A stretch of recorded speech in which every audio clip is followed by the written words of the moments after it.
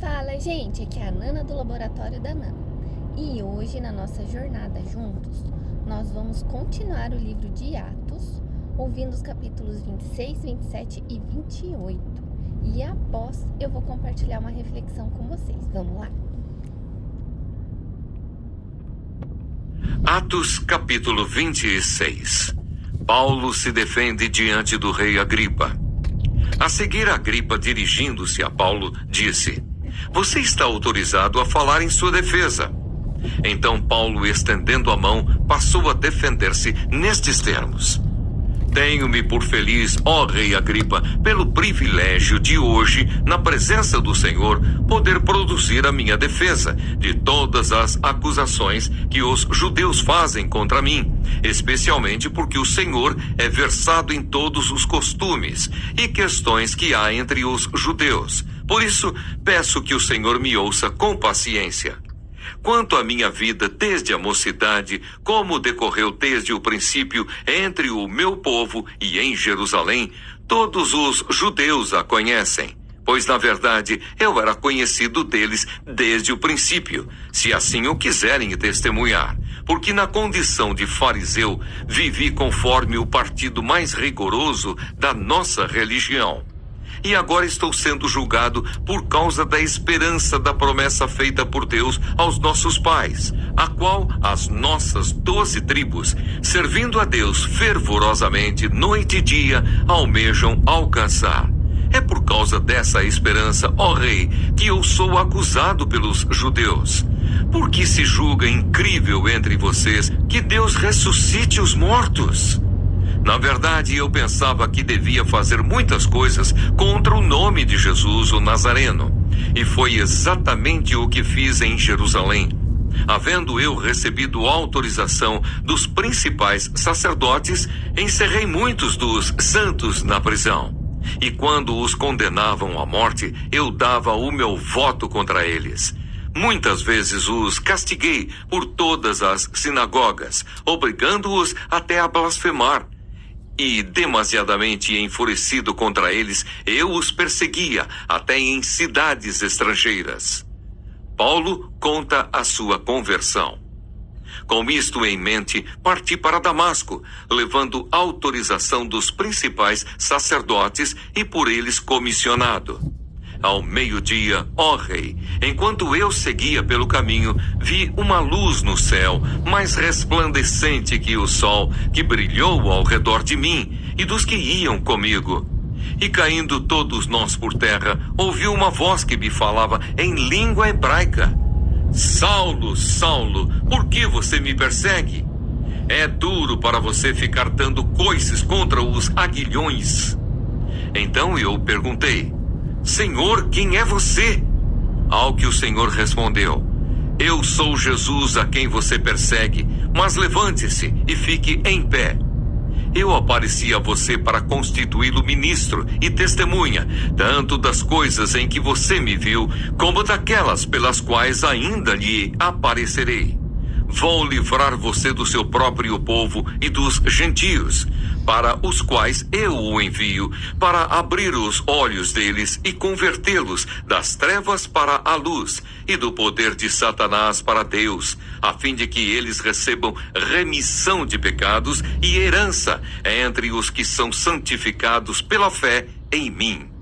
O testemunho de Paulo diante dos judeus e gentios. Assim, ó rei Agripa, não fui desobediente à visão celestial, mas anunciei primeiramente aos de Damasco e em Jerusalém, por toda a região da Judéia, e também aos gentios, que se arrependessem e se convertessem a Deus, praticando obras dignas de arrependimento. Por causa disto, alguns judeus me prenderam quando eu estava no templo e tentaram me matar. Mas com a ajuda de Deus, permaneço até o dia de hoje, dando testemunho tanto a pequenos como a grandes, nada dizendo a não ser o que os profetas e Moisés disseram que ia acontecer, isto é, que o Cristo devia padecer e, sendo o primeiro da ressurreição dos mortos, anunciaria a luz ao seu próprio povo e aos gentios. Paulo é interrompido por Festo.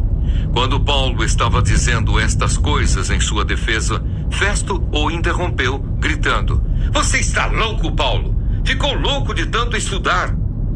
Paulo, porém, respondeu: Não estou louco, ó excelentíssimo Festo. Pelo contrário, digo palavras de verdade e de bom senso, porque tudo isto é do conhecimento do rei, a quem me dirijo com franqueza, pois estou persuadido de que nenhuma destas coisas lhe é oculta, pois nada se passou em algum lugar escondido. Por isso pergunto: Rei Agripa, o senhor acredita nos profetas? Eu sei que o senhor acredita. Então Agripa se dirigiu a Paulo e disse: Por pouco você me convence a me tornar cristão. Paulo respondeu: Peço a Deus que faça com que, por pouco ou por muito, não apenas o Senhor, ó Rei, mas todos os que hoje me ouvem venham a ser alguém como eu, mas sem estas correntes. A essa altura levantou-se o rei e também o governador e Berenice, bem como os que estavam assentados com eles, e ao saírem falavam uns com os outros, dizendo: Este homem não fez nada passível de morte ou de prisão. Então Agripa se dirigiu a Festo e disse: Este homem bem podia ser solto se não tivesse apelado para César. Atos capítulo 27. Paulo é enviado para a Itália. Quando foi decidido que devíamos navegar para a Itália, entregaram Paulo e alguns outros presos a um centurião chamado Júlio, do batalhão imperial. Embarcando num navio de Adramítio, que estava de partida para costear a província da Ásia, fizemo-nos ao mar, indo conosco Aristarco, um macedônio de Tessalônica. No dia seguinte chegamos a Sidom. Júlio, tratando Paulo com humanidade, permitiu que ele fosse ver os amigos e obter assistência. Partindo dali, navegamos ao abrigo da ilha de Chipre, porque os ventos eram contrários. E tendo atravessado o mar ao longo da Cilícia e Panfília, chegamos a Mirra, na Lícia.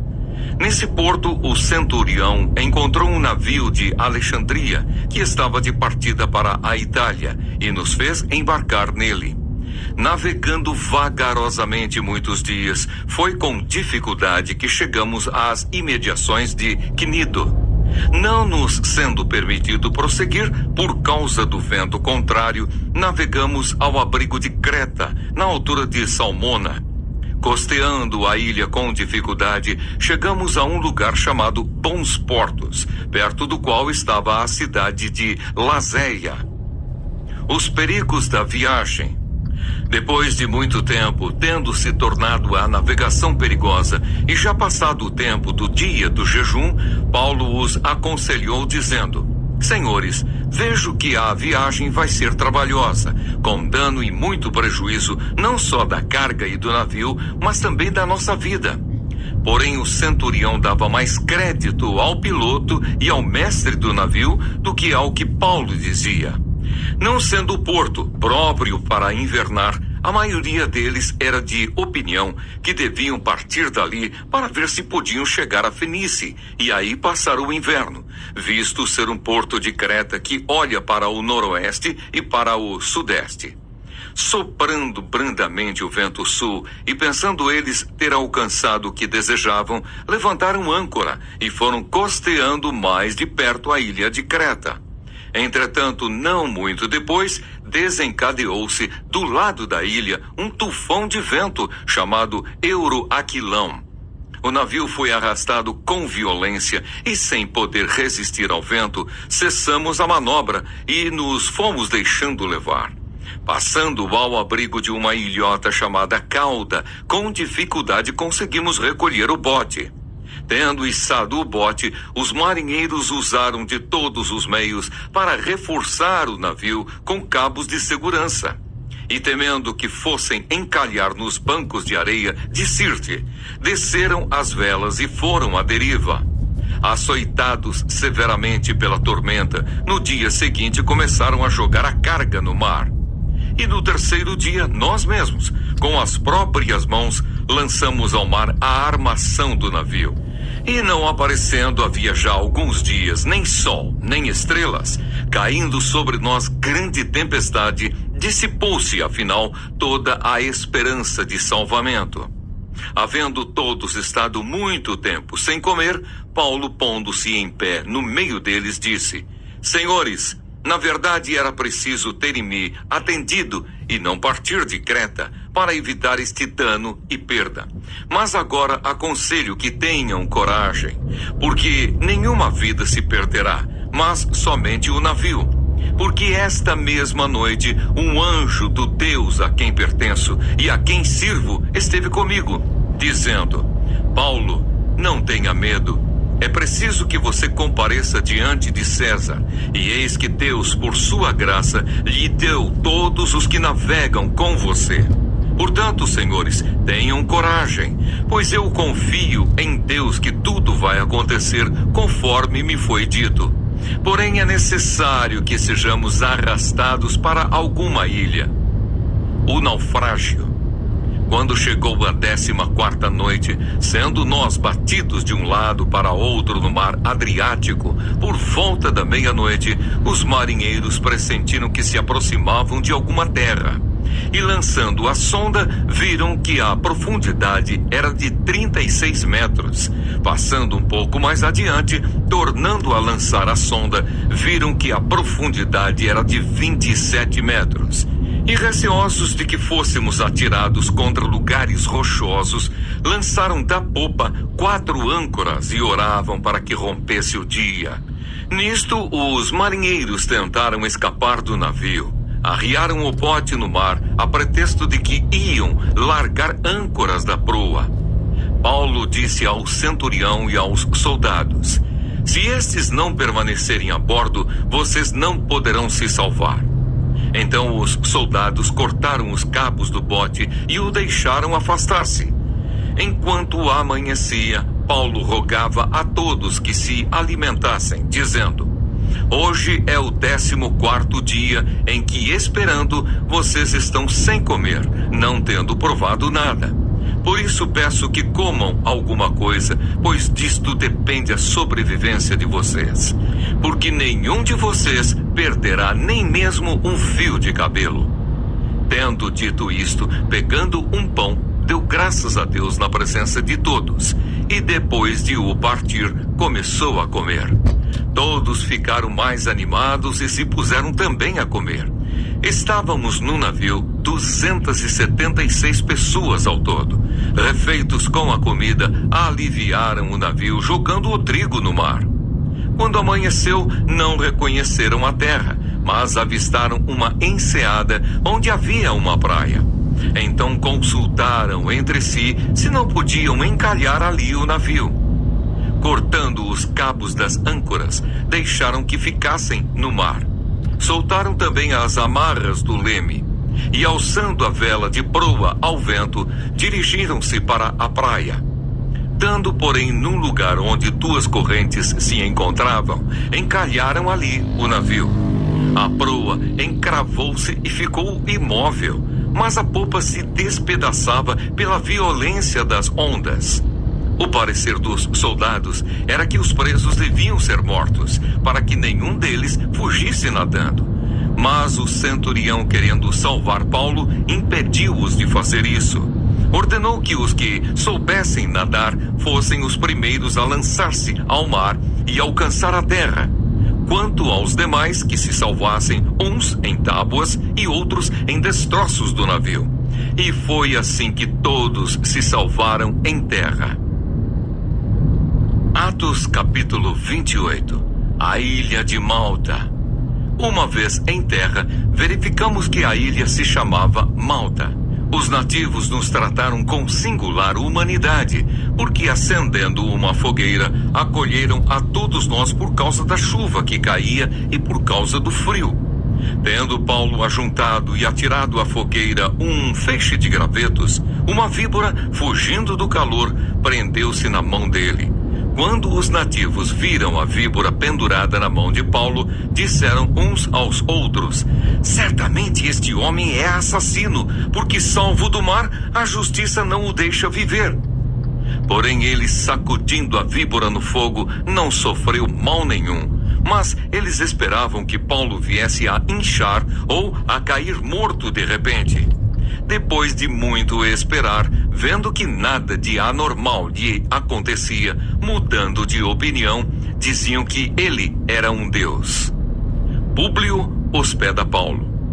Perto daquele lugar havia um sítio que pertencia ao homem principal da ilha, chamado Públio, o qual nos recebeu e hospedou com muita bondade durante 3 dias. Aconteceu que o pai de Públio estava enfermo de disenteria, ardendo em febre. Paulo foi visitá-lo e, orando, impôs-lhe as mãos e o curou. À vista deste acontecimento, os demais enfermos da ilha vieram e foram curados, os quais nos distinguiram com muitas honrarias. E tendo nós de prosseguir viagem, nos puseram a bordo tudo o que era necessário. A continuação da viagem. 3 meses depois, embarcamos no navio de Alexandria, que tinha passado o inverno na ilha. O navio tinha por emblema os deuses gêmeos Castor e Pólux. Chegando a Siracusa, ficamos ali 3 dias. Dali, navegando ao longo da costa, chegamos a Régio. No dia seguinte começou a soprar o vento sul e em 2 dias chegamos a Puteoli, onde encontramos alguns irmãos que nos pediram que ficássemos com eles 7 dias. E foi assim que nos dirigimos a Roma. Tendo ali os irmãos ouvido notícias nossas, vieram ao nosso encontro até a praça de Ápio e as 3 Vendas. Ao vê-los, Paulo deu graças a Deus e sentiu-se mais animado. Paulo em Roma. Uma vez em Roma, Paulo recebeu permissão para morar por sua conta, tendo em sua companhia o soldado que o guardava. 3 dias depois, ele convocou os principais dos judeus. Quando estavam reunidos, Paulo disse: Meus irmãos, apesar de nada ter feito contra o povo ou contra os costumes paternos, vim preso desde Jerusalém, entregue nas mãos dos romanos. Estes, depois de me interrogarem, quiseram soltar-me, porque não encontraram em mim nenhum crime passível de morte. Diante da oposição dos judeus, fui obrigado a apelar para César, não tendo eu, porém, nada de que acusar o meu povo. Foi por isto que pedi para vê-los e para falar com vocês, porque é pela esperança de Israel que estou preso com esta corrente. Então eles lhe disseram: Nós não recebemos da Judeia nenhuma carta que falasse a respeito de você.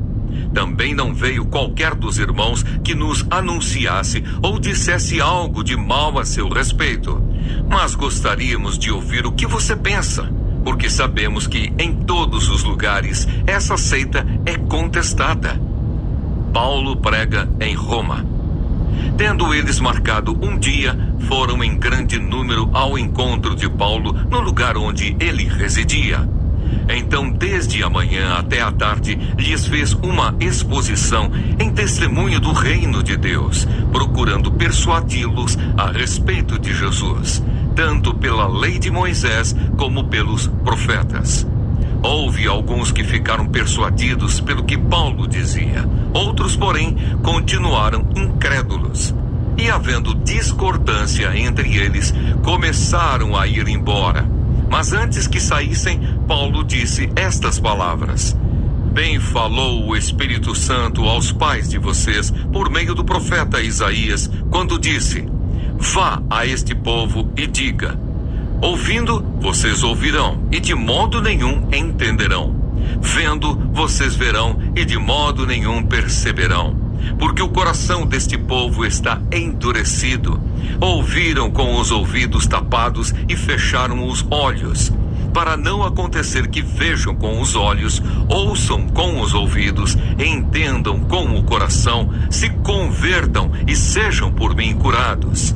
E Paulo concluiu: Portanto, fiquem sabendo que esta salvação que Deus oferece foi enviada aos gentios, e eles a ouvirão. Ditas estas palavras, os judeus foram embora, tendo entre si grande discussão. Paulo, prisioneiro durante 2 anos. Durante 2 anos, Paulo permaneceu na sua própria casa que tinha alugado, onde recebia todos os que o procuravam. Pregava o reino de Deus e com toda a ousadia ensinava as coisas referentes ao Senhor Jesus Cristo sem impedimento algum. Bom dia, gente! Hoje vamos refletir sobre os capítulos 26, 27 e 28 do livro de Atos, que mostram Paulo dando testemunho diante de autoridades, enfrentando tempestades e chegando finalmente ao propósito que Deus havia prometido, Roma. Atos capítulo 26.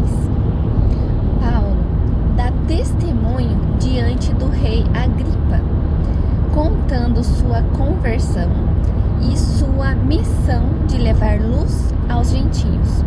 Ele fala com coragem, sinceridade e convicção, mostrando que Cristo o transformou completamente. Agripa chega a dizer: por pouco me convenceu a me tornar cristão. Aqui aprendemos que o testemunho pessoal é poderoso. Quando falamos daquilo que Cristo fez em nós, vidas são tocadas, mesmo diante de grandes pessoas ou situações difíceis. A verdade do Evangelho permanece firme e cheia de impacto. Atos capítulo 27. Paulo é enviado a Roma, mas no caminho um forte temporal coloca todos em risco. Mesmo prisioneiro, ele é o único que mantém a calma, pois recebeu uma palavra do Senhor: ninguém perderá a vida. O navio se perde, mas todos os tripulantes chegam à terra como Deus havia dito. Aqui aprendemos que a tempestade não cancela a promessa. Quando Deus diz que vamos chegar, nada, vento, ondas ou circunstâncias podem impedir. Nas crises, nossa fé pode até salvar quem está ao nosso redor. Atos capítulo 28. Após o naufrágio, Paulo chega à ilha de Malta, onde milagres acontecem. Ele é picado por uma cobra venenosa e nada lhe acontece. Depois, cura muitos enfermos na ilha. E finalmente, Paulo chega a Roma e continua pregando o Evangelho com ousadia e liberdade. Aqui aprendemos que quando o propósito de Deus está sobre alguém, ele transforma adversidades em oportunidades. O que parecia derrota vira bênção, cura e salvação para muitos. O plano de Deus sempre se cumpre. Refletindo sobre esses textos, Atos 26 mostra que nosso testemunho ilumina vidas e glorifica Cristo. Ato 27, que as tempestades não anulam as promessas de Deus. E Atos 28, que Deus usa cada situação para cumprir seu propósito. Nada pode detê-lo. Que hoje possamos testemunhar com ousadia, atravessar as tempestades com fé e caminhar confiantes de que o Senhor cumprirá tudo o que prometeu. Onde Deus nos coloca, Ele pretende agir através de nós. Que vocês tenham um ótimo dia. O vídeo vai ficar disponível no YouTube, então lembrem de se inscrever no canal, de curtir o vídeo, de compartilhar. Fiquem com Deus e até a próxima.